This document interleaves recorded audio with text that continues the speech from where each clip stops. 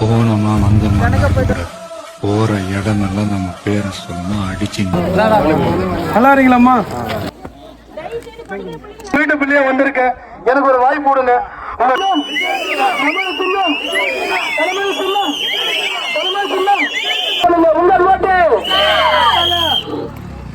உங்கள் ஓட்டு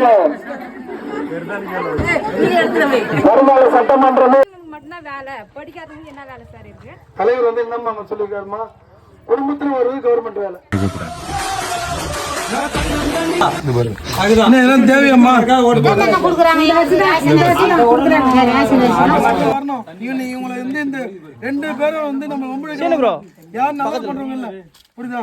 மாற்றம் ஒன்று, நம்ம ஓட்டு ஒன்று தான் மாத்துமே தவிர